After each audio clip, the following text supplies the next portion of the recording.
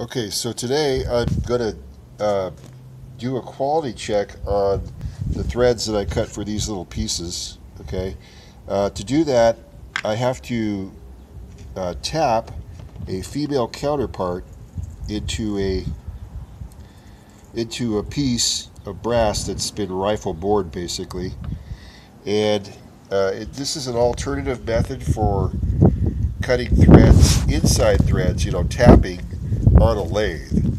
So basically, I just get the little tap, and I stick it into the chuck. Now the reason I do it this way is because I want to make sure that those threads are true and that they are going straight through the barrel of that rifle bored piece of stock. So the only way to do that is to make sure that the tap is going into the piece, the subject piece, straight. So to do that, they have to be lined up. And when you put pieces like this on a vise and you try to tap it, you're not necessarily getting it lined up. So I just put it in a lathe. That's all I do. And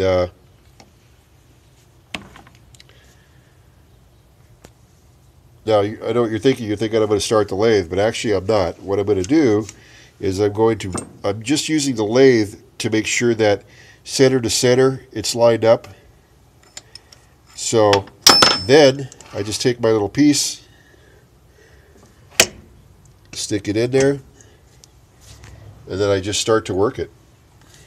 So I'm going to pause it and put it on a tripod. Now, obviously, there are ways of cutting threads on a lathe. You have to use an inside cutter. You have to make several swipes at it. And, I really don't want to have to do the precision work. You have to use a counter to get it registered each time because you have to make multiple cuts. And it's kind of a pain in the ass. And I'm really not into cutting threads on a lathe because, when you have the tools, that's the quickest way to do it. So basically, I just take this little guy, and I just kind of hand feed it, and I just hand turn the lathe chuck so that the tap is feeding right into the subject piece.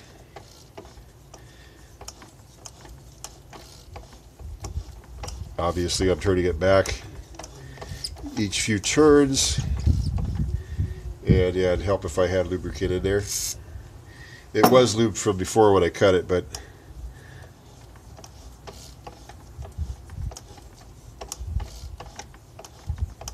just kind of run it up in there. Turn that lathe off before it starts accidentally on me. It looks like it's it's a pretty tight fit,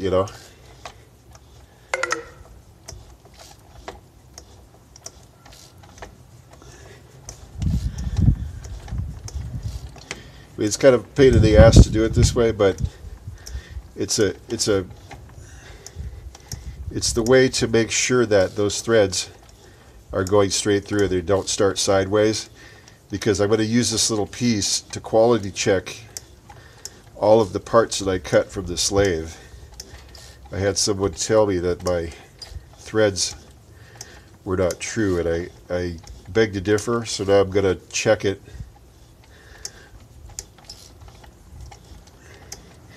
And I know that I won't have to, I'm going to do a 100% quality check from now on.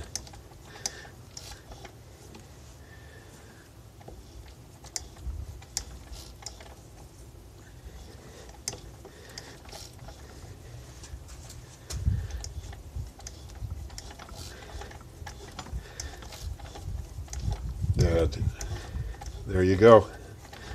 I've cut through. I just run it up the shaft a little bit to make sure it's 100% threaded all the way through, so no matter which side I start it from, it's going to be able to thread into the piece. So then I just run it out. My little chuck got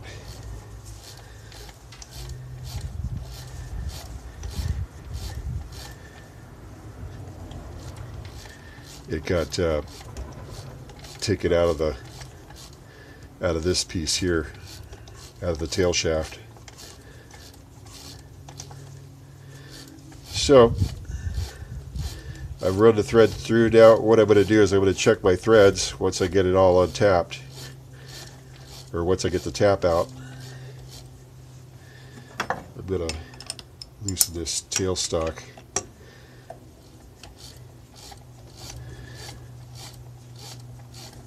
I'll just try to thread it like that. It'll be a lot quicker. Okay. Do that. Take it out of the chuck. Okay, so now you can see if it focuses, you can see that I've got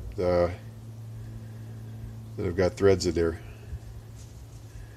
For some reason, it's having a hard time focusing on that piece. But anyway, so I've got threads in there now. There we go. Okay, and I'm going to take my little piece. Now I suspect that maybe the shank was cut oversized when I cut these pieces originally.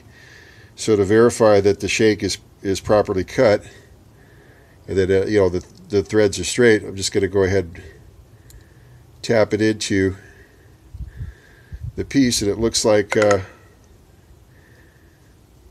we have a